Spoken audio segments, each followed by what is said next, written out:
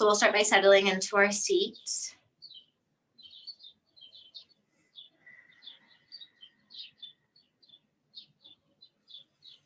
Just beginning your drop in.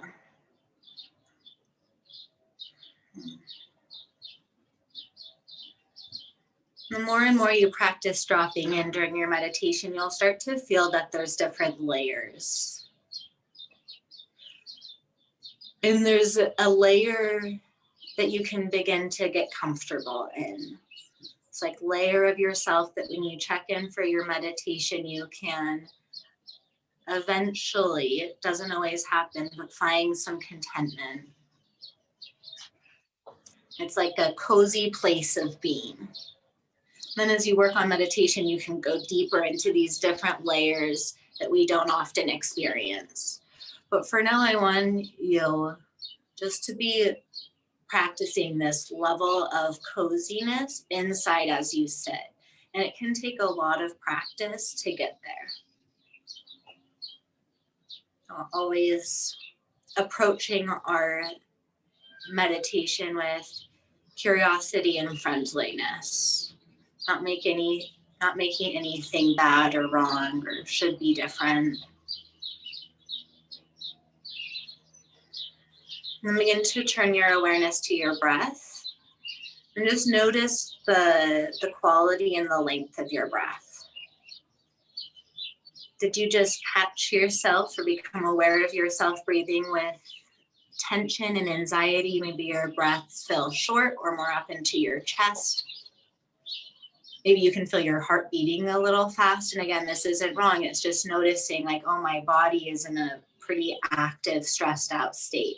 Or did you notice yourself breathing long and deep? Maybe if you were to check into your heartbeat, it would feel more slow. Today, we're going to be noticing how the tension we hold in our body, specifically the psoas, connects to the way we breathe. And depending on the way we breathe, that plugs into our brainstem and nervous system and sets off one of our nervous systems. So either we're going to be in flight or fight, or we're going to be more in a calm rest and digest. We're going to be using that to help us be more calm and soft. Let's see if you can make your breath a little bit longer and descend more into your belly. So as you inhale, you breathe the air in through the nose, down the back of the throat. The breath pulls down into the low belly, into the pelvic floor. And then as you exhale, the breath comes back out through the throat and out the nose or the mouth.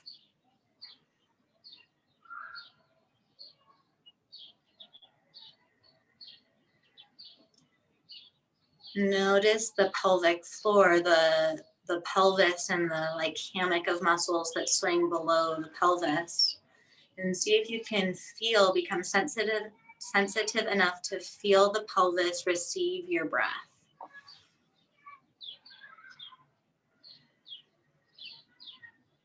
Every inhale, feeling the pelvis and the sitting bones ground and maybe widen. And if you don't get the breath to travel down that far, just follow however far down it is. Maybe it's the lungs beginning to expand out.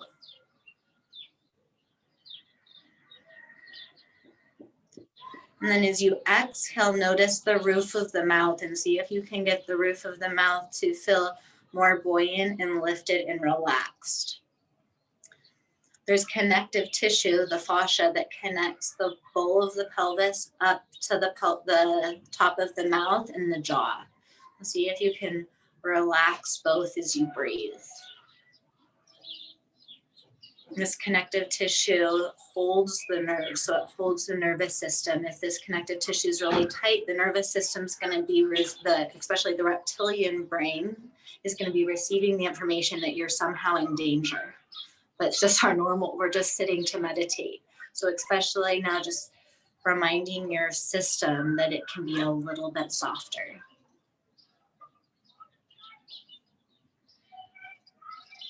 And if softness isn't what you experience, that's okay too. Very nice. Draw your hands in front of your heart. We're going to be using this pose as a posture in itself. So push the palms together, lift the chest up to the thumbs, Roll and soften the shoulder, soften the jaw. Maybe close the eyes or soften them more if you don't want them to be all the way closed. And can you feel this posture? And this posture of intention. And put your intention into this moment. Let it impact you. And can you put a spin on your intention so it's one of being more soft, more open, not trying as hard.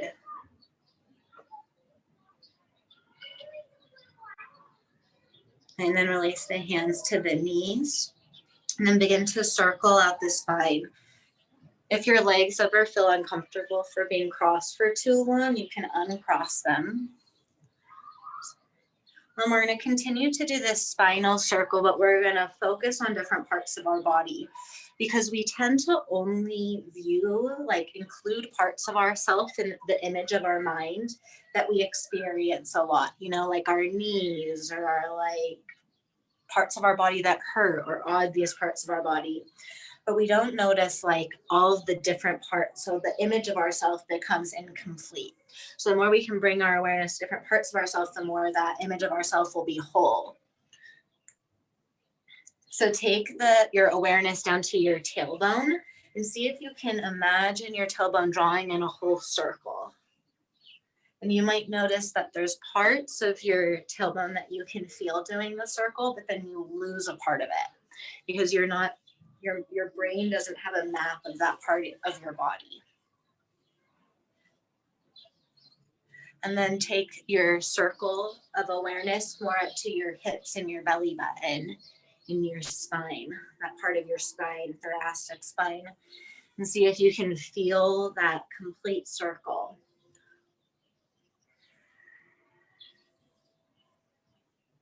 Continuing to breathe and softening, and come up to your heart, the line of your heart. For me, when my circle gets this high, I can make a more complete circle because I have more awareness of my body around my ribs. And then bring your awareness more up to your shoulders as you do the circle, and we're still going in the same direction.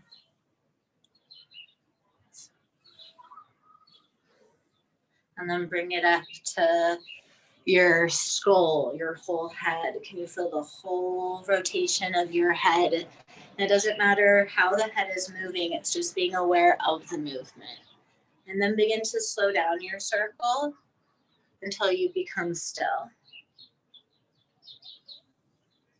You don't need to force yourself to be still. If there's a little rock that wants to remain in your spine, that's totally fine. And then we're going to start to take the circle in the other direction. So letting your awareness be open.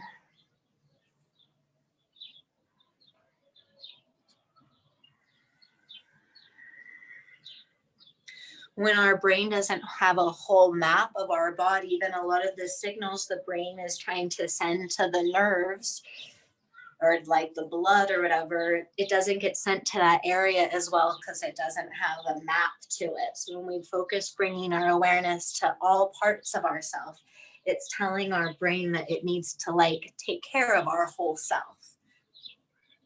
Okay, now we're going to start to follow the awareness up. So starting at the tailbone.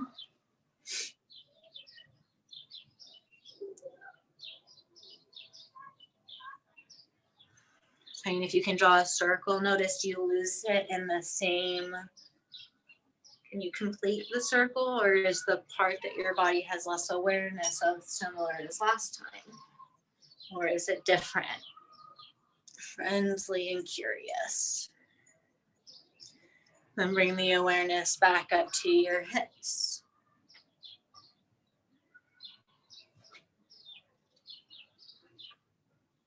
And then bring the circle up to your chest.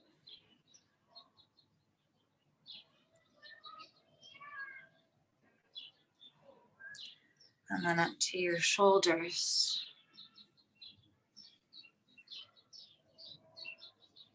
So it's been like one of my main practices lately is just these spinal rolls, and I can do it for so long, just imagining different parts of the body. And then up to the level of the head.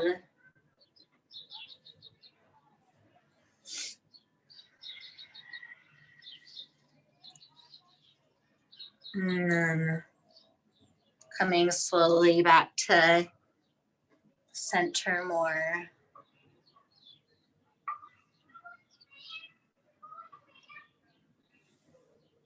And see if as you come into more of your center, if you can feel like you're sitting a little bit differently because your body's turning on because you're aware of different parts.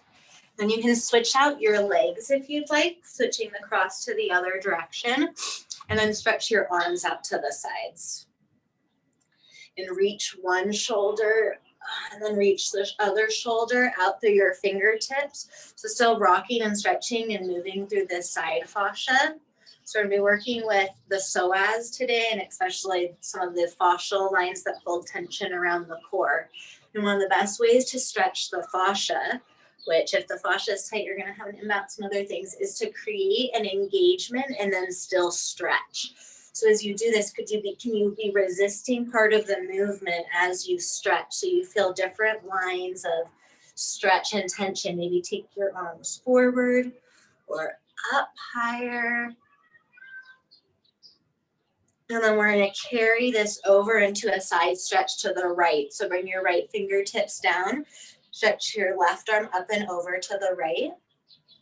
And we're going to stay on this right side, but we're going to pulse the right elbow. So bend the right elbow and stretch a little bit more. Try to lift the left ribs up and then straighten the right arm. So getting just a little bit of movement and glide.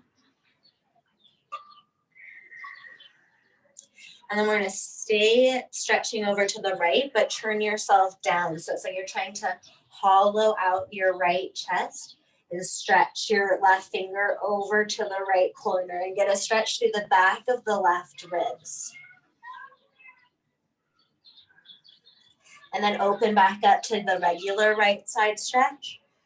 Oh, and then pull back down. Following your inner intuition or knowing to try to find just a little bit more juicy of an experience. And bow. And then open. And then push into your right hand. Come back through center.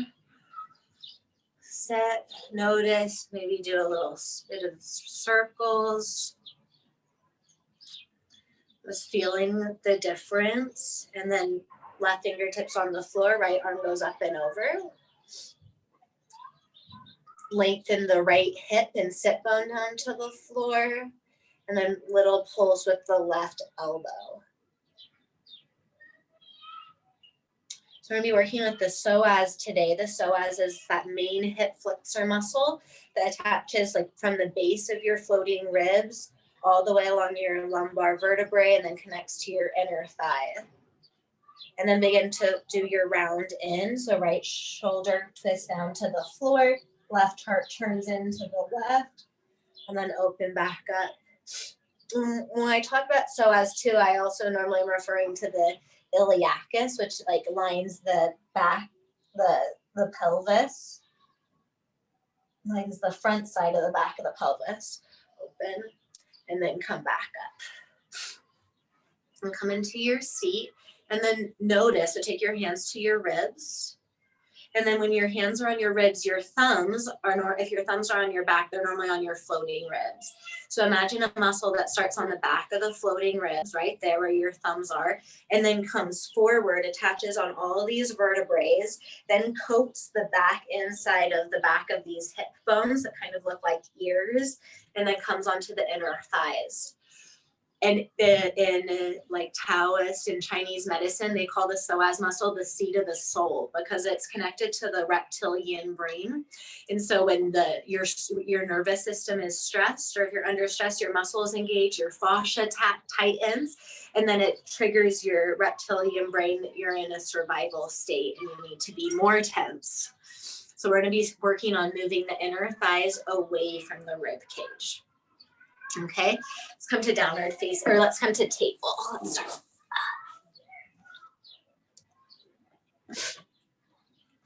In table, we're going to come down onto our forearms. Knees a little bit behind the hips, elbows just a little bit in front of the shoulders. And we're going to be leaning back and then coming forward.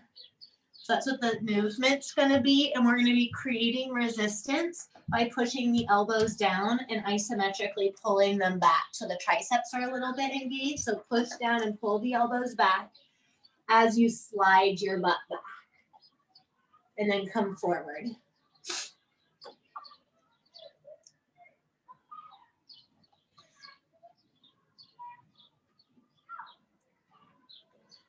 So the main place that this is stretching is there's like a line of connective tissue that comes down the back of the arms, mid-back, back hips, down the opposite leg to the feet.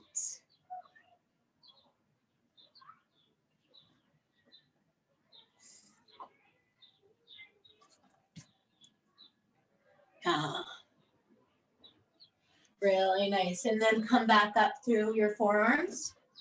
Now flip your forearms over so the palms are up. And isometrically think about pushing the arms out to the side like that. So you're not going to move, but you're going to be pushing the forearms down and out to the sides of your yoga mat. And as you do that, you're going to lean one shoulder to one side and then come through center and then other shoulder through other side.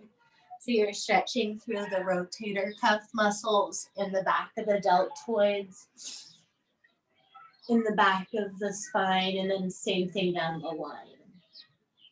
This fascia, this connective tissue that's so intelligent and holds our nervous system that I'm like having a love affair with right now.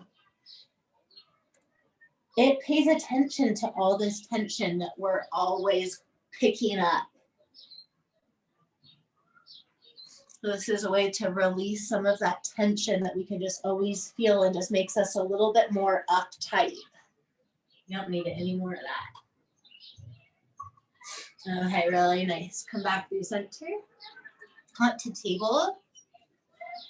And in table, we're going to do cat-cow. So inhale, sit bones back, heart forward. And then exhale, round. Inhale, cat. Exhale, round. Inhale, cat. This time as you exhale and round, sit your heels towards, or your bum towards your heels like child's pose, but not all the way back. And then inhale, come forward to cow. Arch your spine in table. Exhale, round, cat. Towards child's pose, and inhale, table. Continue this on your own. And as you do it, try to feel the different parts of your spine. See if you can try to sense and feel the parts of your spine that you normally don't feel, or the parts of your back that you normally don't feel. So you're giving your brain that bigger body map. You can stay doing this, or you can begin to do spinal circles, where you circle your spine like a jump rope.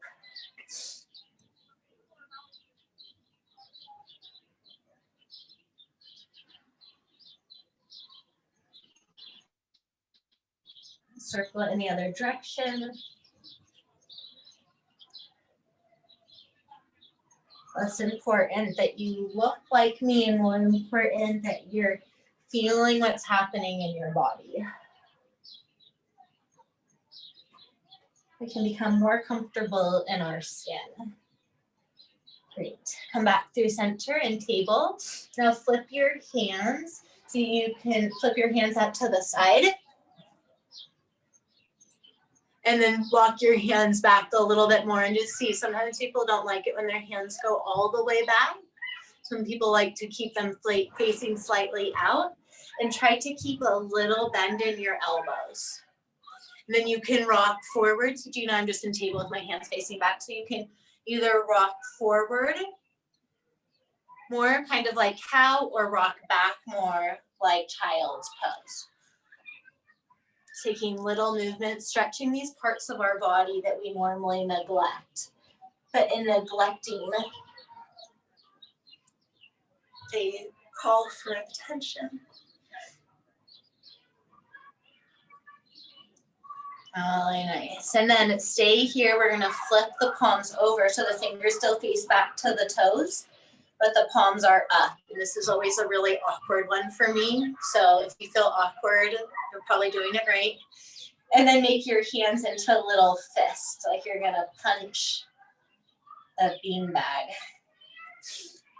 You can open your hands and curl them into little fists. This is stretching the back of the forearms, yeah. And then release your hands, push your hands down, take your hands closer to your knees. And we're going to rock, push, try to lift the knees up. You can do one at a time, but this is going to stretch through the top of the foot. So you can do one at a time or both.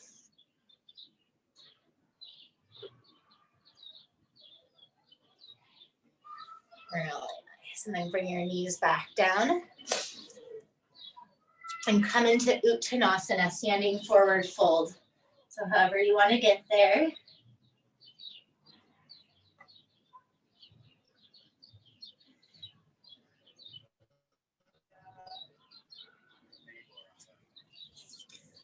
Really nice. And you're standing forward fold, take a little bit of movement.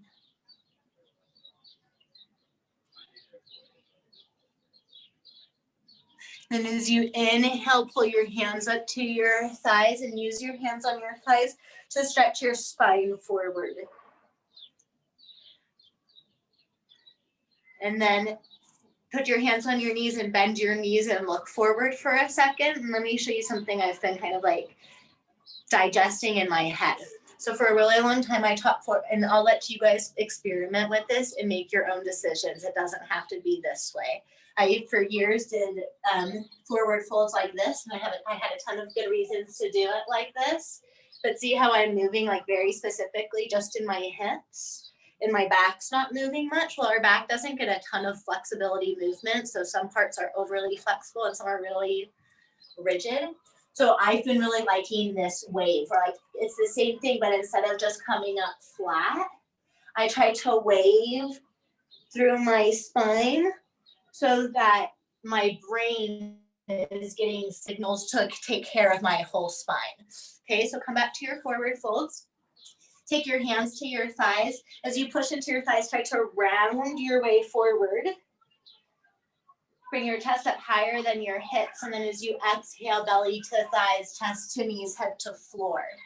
So you're just taking more opportunities to have roll through the fascia.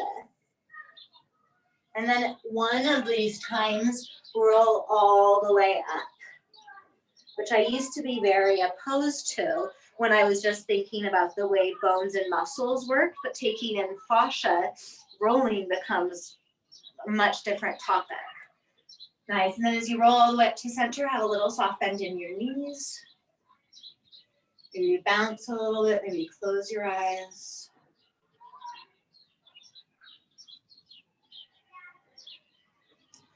All right. Inhale, sweep your arms up to the sky.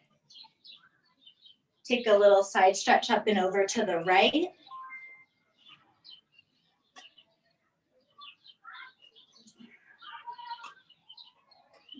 So stay to the right, I just wasn't on my right. Keep stretching to the right as you lean your hips to the left and push into your left foot. And come back up through center, switch sides.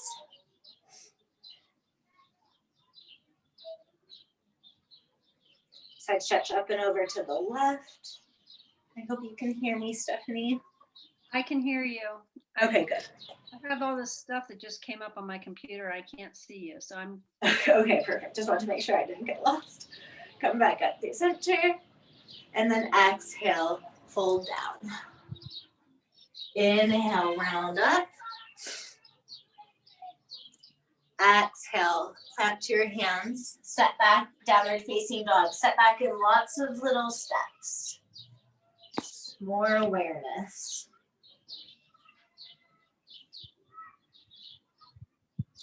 Then your down dog, shift around a little bit and explore, especially with this maybe new idea. of paying attention to parts of your body, like scanning through your body and letting your brain just over and over again map the body. What I love about this is it's welcoming your whole self, which is just so, it's really big. And it's like you can practice that on our mat too, all parts of ourselves. Okay, from this downward facing dog, bend your knees, come to table. You could pad your knees. And we're gonna take our right foot out to the right with the foot down on the floor. So my knee is bent. I'm just turning to the side so you can see me, and I'm in table. Right foot out to the right, right foot down. So this right leg is going to be engaged by pushing the right foot down and trying to drag it back to me isometrically. So my right adductor is going to be engaged. Little bend in the right knee. And then my movement to stretch the fascia of this back line and into the psoas is going to be little pulses back. Pushing the back butt back and away in resistance to the right foot pulling in. Bring yourself forward. Squeeze the foot in, push back. Keep a little lift in your head and chest. We're trying to get more of the stretch in the back of the leg. And if your hands, you don't like being on your hands too much, you could stack up blocks and do it on your forearms.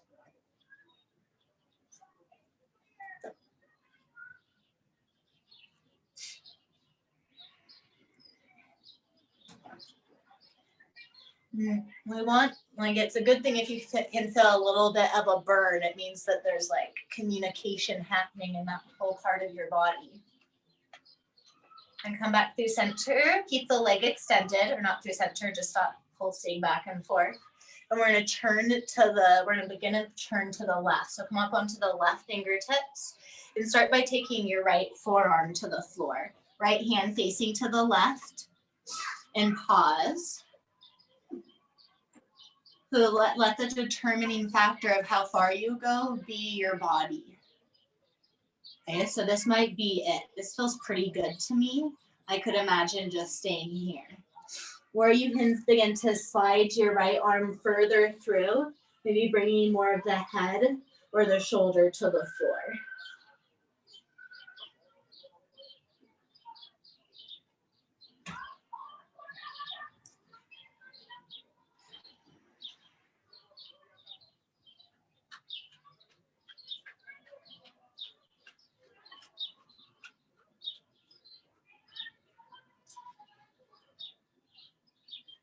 Really nice. Come on out of that. Unwind. Now we're going to take our right foot and we're going to step it forward to a low lunge. Mom, yeah. When we go, I want you to take off my headphones and say we're going to go. Sorry, a child's talking to me. Got it. Okay, so from our low lunge, and you can raise the floor and you can pad your knee. So if anything is like randomly uncomfortable, make yourself comfortable.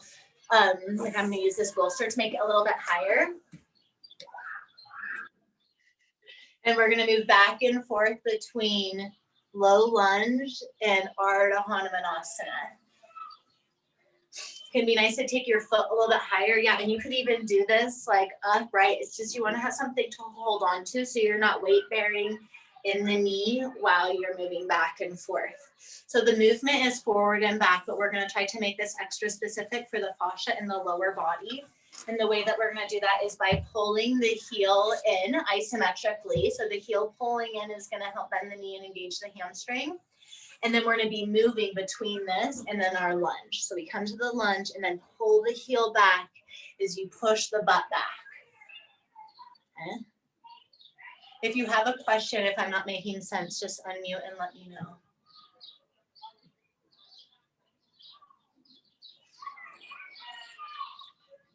Yeah, so like with the, and then you can experiment and move with the whole leg in one unit. So actually pause for a moment with the leg partially bent. When you squeeze back the heel, it connects the muscles of the leg. So this is one unit. And then you can rotate the pinky toe to the floor and your right butt should go under. And then rotate your left big toe or the right big toe to the floor and your right butt should go up. So you want to feel a connection between that movement, but then you could do this going back and forth, flossing the fascia of the back, but it will change with the angle of the foot.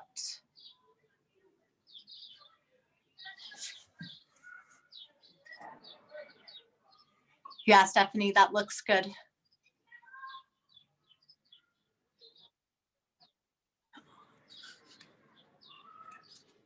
I think we lost our instructor. No, I get these spam calls and I just have to decline it. Okay. Now from here, goodness, from here, we're gonna go back to downward facing dog and we're gonna stretch this right leg up into the sky. So making your way back to downward facing dog. You could also do this on table if you wanted, if you didn't want to be so weight bearing, and then the right leg up. And then bend your right knee and open your hips to the right.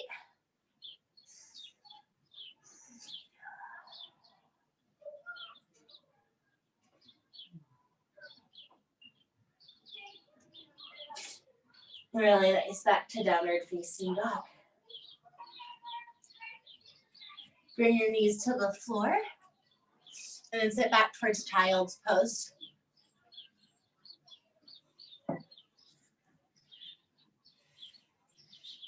And see if in your child's pose you can drop into more of those layers of your meditation. And then see if you can sense a layer of tightness, like this inner layer of tension that you just wear around as part of you. See if just through your awareness, through your awareness of it, it maps to your brain so your brain can send that part of your connective tissue, that layer of yourself, and the brain can send a message saying relax, but you have to have it in the map.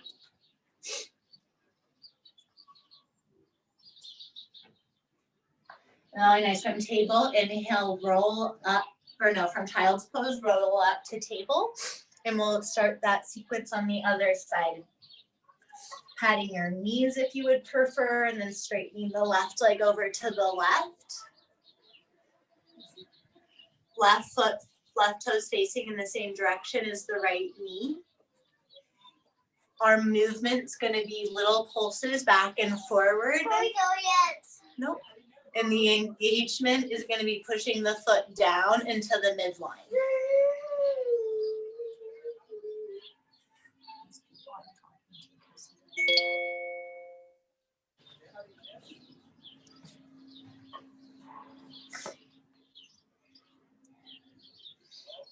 Sometimes when we're working with this more subtle aspect, you won't feel a very big stretch. Like on this side, I don't feel a very big stretch in my hip, but I know that this movement is sliding the connective tissue. So maybe this side's a little bit more open. So that's just to say, if you don't feel a stretch, it doesn't mean that you're doing anything wrong. Just continue to be curious and friendly with yourself. Mom, on the TV, you showed them to watch. This is a family. We need to go back into the bedroom, okay, sweetie? I want to tell you something. No, not right now, love. No, this is a I family. think it's confusing them because we're not in my house. Some little 5-year-old magic coming at you. Okay, so from here, coming back towards stillness, and we're going to twist to the left, to the right. So the right fingertips are going to come up onto the floor. We're going to start by taking just the forearm down and pausing and not rushing. And then slowly, if you're going to go to a deeper stage, let it be really slow and really curious, like you don't know where you're going to end up. And let where you end up surprise you, because it's based on how you're feeling instead of what you think.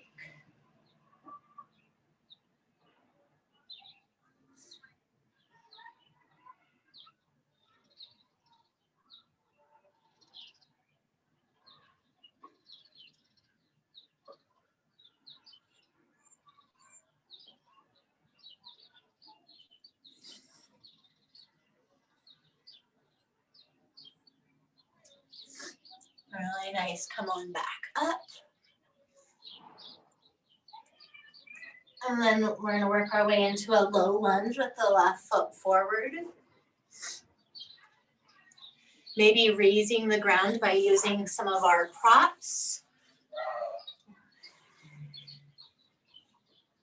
I'll often, when I raise myself, sometimes widen my front foot. So if you would rather have both of your hands on the front than the outside, that can clear some room for the torso. And then we're gonna move between low lunge and then partly back to Ardha Hanumanasana. That's not even all the way back.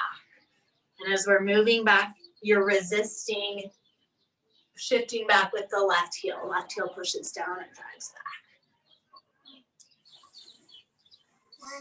This is working on the hamstring and the lower aspect of the psoas.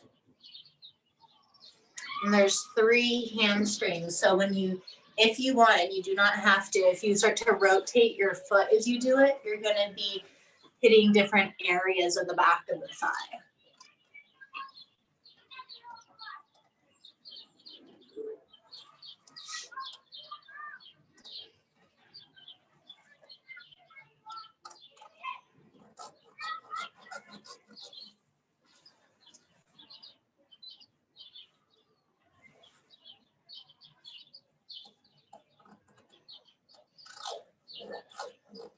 Really nice. And then from here, we're going to take the left foot up to a 3-legged downward facing dog and then open up your hip.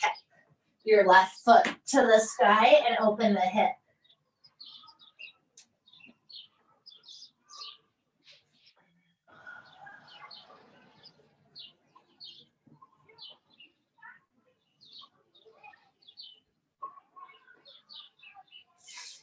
Really nice. And then come back through downward facing dog. Awesome. From your downward facing dog, bring your knees to the floor and we're going to go into pigeon. If you know how, let's actually go into pigeon this way. So for your pigeon, come into table towards the upper corner of your right side of your yoga mat. So I'm in table, and then I'm going to move both of my feet over to the left.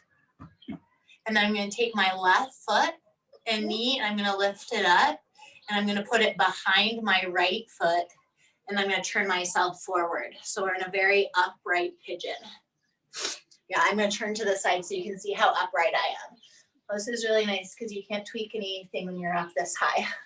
So you can stay here or you can work your back foot up higher. But we're going to be bending our elbows. So this foot, right foot squeezes back, the whole leg pushes in and squeezes. So you could come up and squeeze in if you want to find the squeeze of the legs, especially this way, like scissors. And then we're going to keep that squeeze, butt back, and we're going to lower.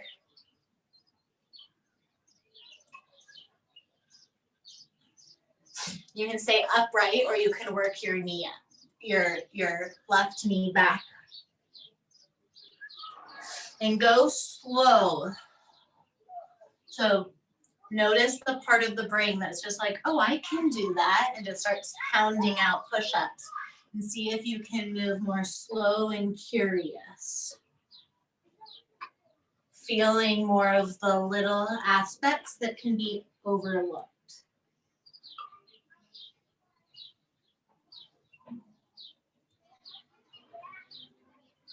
You can continue to do this movement or you can come into a more still space, maybe forearms to the floor or block.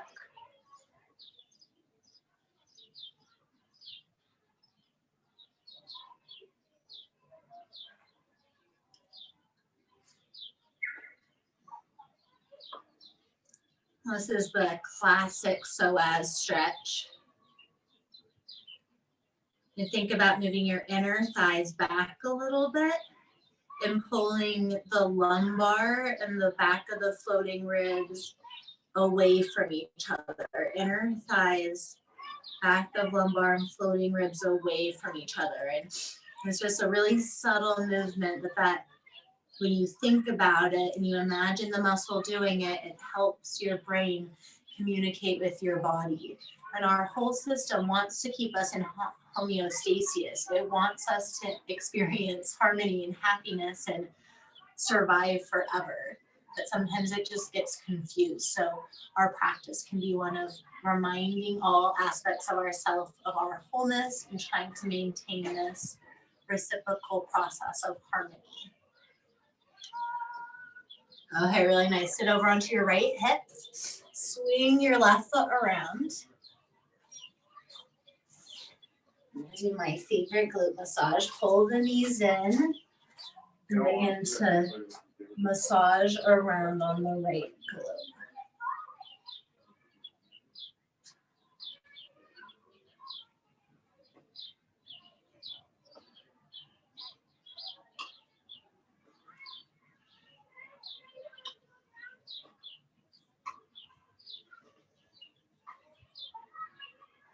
And now take option. If that feels like intense, stay there and keep massaging around. Or you can take your ball, and this first time we're going to do it, this is your hip, like your pelvis. If you put your hand on your pelvis, we're going to start where your thumb is. So here's your rib, slide it down, and then you have some tissue where your organs are, and then you have the top of your pelvis. We're going to be massaging around the top of the pelvis, like the top of the butt cheek. And you can put your ball there. And then I'll either use both of my feet, like table and wag my butt, or I'll try to do that same roll out. We're just trying to do that top area. And then find a place that feels tender and see if you can just lean into it. What's really cool about using these therapy balls or the foam rollers is it helps us practice our ability to navigate between these two nervous systems. Between my survival mode is triggered, the flight or fight, or like I'm able to rest. We don't always want to be in our resting mode. We want to like get our shit done, but we want to be able to go back and forth and not get stuck. So when you sit on one of these points, it goes into the fascia, which contains the nerves, which then makes the brain freak out and be like, I need to survive, I'm in danger. That's the impulse to move. But the longer you sit there, the vagus nerve, which is connected to the nervous system, gets triggered, and it slows your heart and your breath. And then the brain goes to the fascia and tells it to relax. And that's where you get the change of tissue. And you can notice like longer, deeper breaths to see if you can find that when that happens, that little shift of triggering into your more restful place. You can stay here and cross your right knee. So say balls in the same spot. You can even just like beginning to take it to figure four. That will start to pop out some more muscles that make it more intense.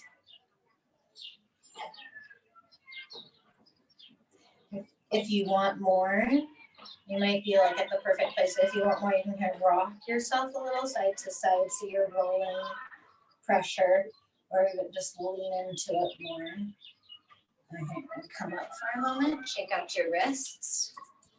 And we're going to bring it to the sitting bone now. So if you go from your back of your hip straight down, you have that little bony bump. We don't want it directly on the bony bump. I'm going to go just in a little bit towards the center, just behind the bony bump. And we're going to sit up on it and use our hand and just rub all the way around it. See if you can do a circle around the bony bump.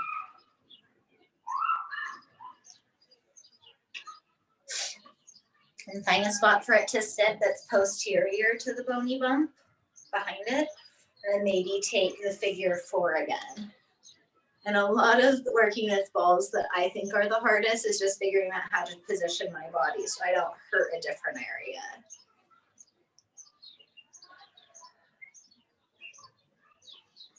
And watch yourself, give yourself this chance to experience this little wave.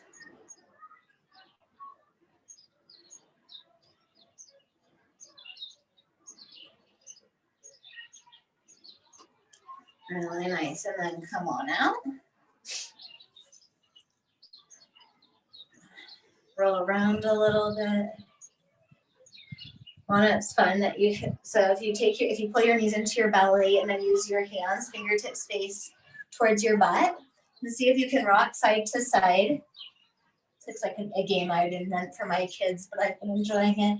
And you might even be able to turn yourself all the way around in a circle. Kind of fun. Okay, and then come into your table. And then in your table, we're gonna do it on the other side. So table to the upper left corner of the yoga mat. Lift your feet up and pivot them to the right. Right knee comes up and comes behind the left knee. And then the hands square up so you're in table, but your foot is crossed. Squeeze the left shin and foot down into the floor and then back towards the right leg.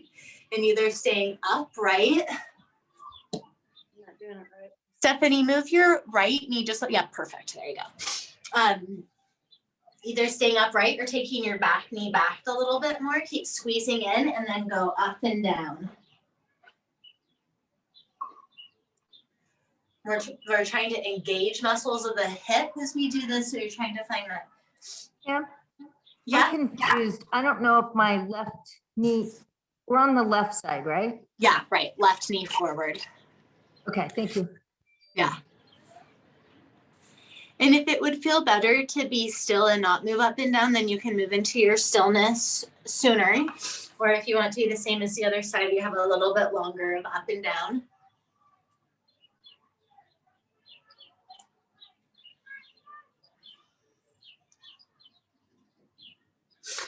And then come into a space of stillness.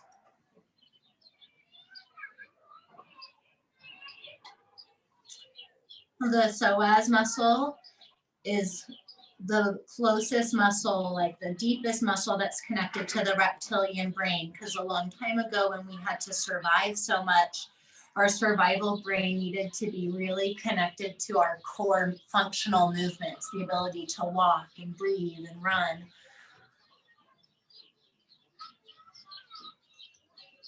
So because it's so linked to the reptilian brain, even just being stressed, like day-to-day stress, that day-to-day stress sends messages to the psoas to be tighter. So every once in a while, to be able to sit down and try to intentionally use the brain to send messages to all parts of the body, including the psoas, saying like, it's okay.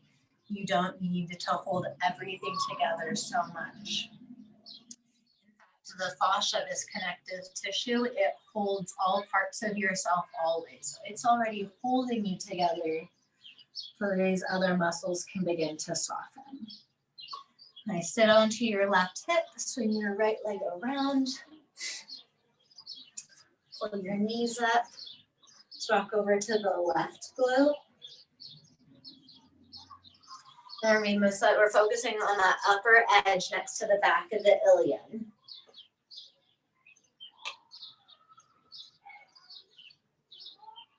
And then add your ball.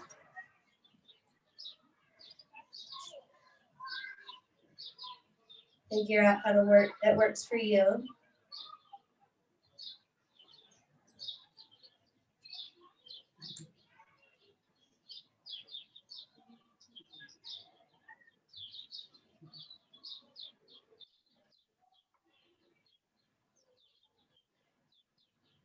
As you do this work, it reminds me of meditation too, where it's like before you start, you're kind of in that cozy inner world, and then you can descend to these different layers that don't get attention. And because they don't get attention, they're uncomfortable. But if you can give those uncomfortable parts of yourself attention, then there's all this intelligence that will work for you to help figure it out. But if we don't give it the attention, then we just ignore it and we forget about it and problems can happen. So in meditation, you find that cozy layer and then you can go to these more uncomfortable layers. And then when it gets too uncomfortable, you come out. Same thing with the ball. You practice going to these deeper layers. But if it gets too uncomfortable, you can come out. Okay, and come back up. Now let's use the ball and find the sitting bone and circle the sitting bone with the ball. There's a lot of great work you can do sitting on the wall, because to the inside of the sitting bone is where a ton of the pelvic floor muscles connect that can use some rollout too. And then find your spot you're gonna stay at. You can help the system along by deepening your breath. So around the breath, where this connective tissue is connected to the muscles of breathing, the diaphragm and the psoas. So if you just took a little bit longer breaths, a little bit deeper, it will start to send those messages to the psoas to hold just a little less tension.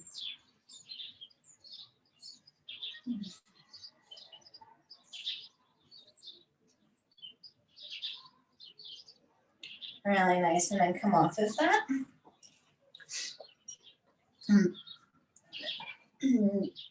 And you do your little roll, your little circle out.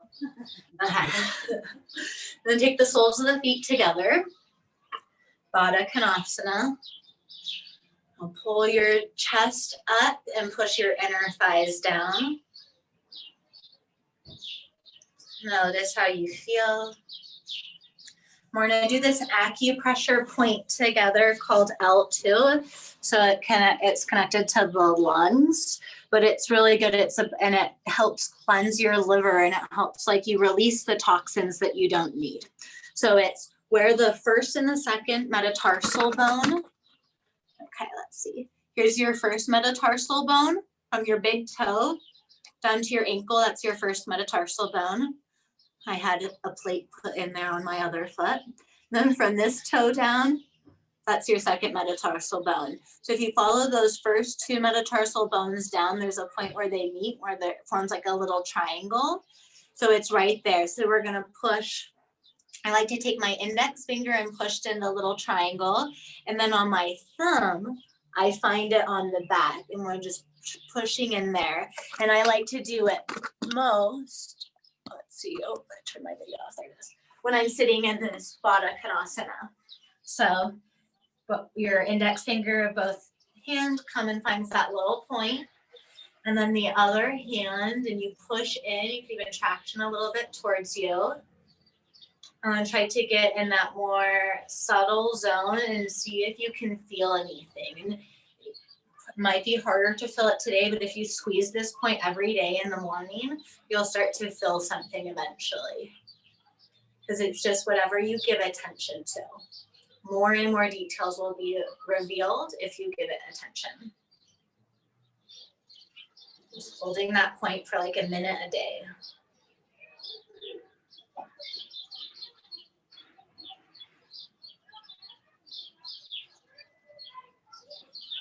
Okay, really nice.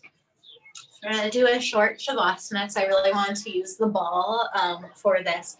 So I don't know if you have a blanket, roll up your blanket. If you don't have a blanket, you can do it with your yoga mat. So you can just roll up part of your yoga mat. So it's just a little bit. It's just gonna go under the neck to be supported. And then with your head, I just had so many birds come out. This will work as my part. Okay, so from your head, you have these muscles that come up your neck, and they also form a V at the occiput. So right here, I have this little V, and that's where we're gonna put the ball. And if you've ever had cranial sacral work done, this is kind of like that still point where you get just a tiny bit of traction.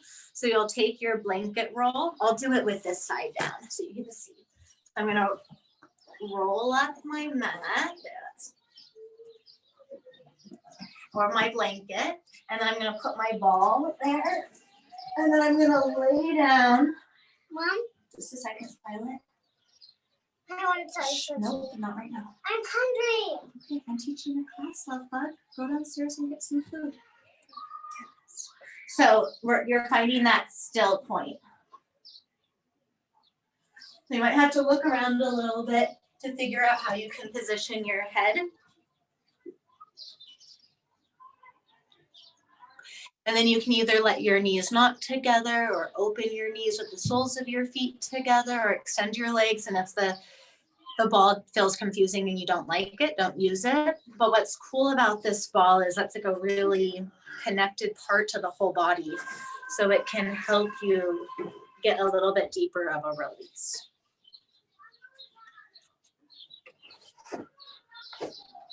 We won't be here very long. I want you to just give yourself a few moments where you like really let go, allow yourself to drop just a little bit more attention, and yet still being curious and friendly. So if you can, if it feels hard, that's okay. You just stay with that. You might notice yourself at some point just take like a deeper breath. All of those are little signs that you're switching your nervous system. Even like a toot, which people don't like to do in a yoga studio, that's even a good sign because it's showing that you're switching into that rest and digest nervous system. So curious and friendly.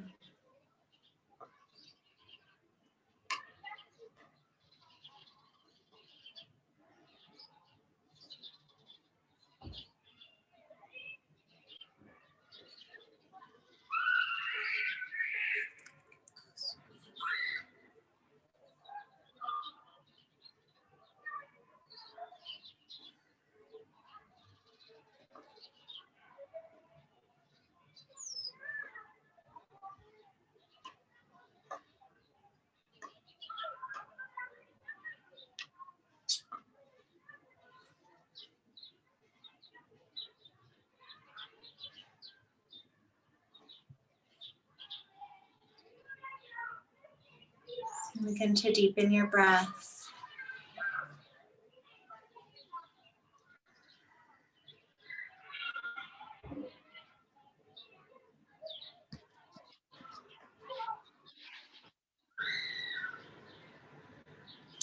And move the ball from out from under your head and slowly begin to make your way up to a seated meditation. When you get up there and no rush, just notice what it feels like to be in this body.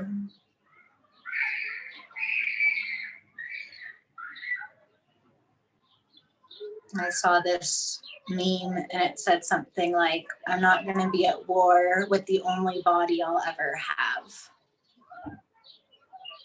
Made me think how much we can be upset with the body not performing the way we want or looking the way we want, when it really is so much more than just this body. It's like this intelligence that we don't even understand. And if we can show it some attention and gratitude and love, it can be just a much more comfortable and enjoyable life experience. Draw your hands in front of your heart. Notice the way this posture feels to you. Reflect back on the intention you start at the beginning of the class. And either reinforce that intention or change it or edit it so it works for you for the days to come.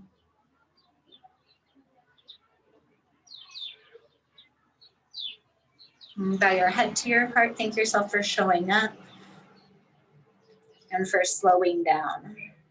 And I thank you so much for joining me in these strange and unusual times. Namaste.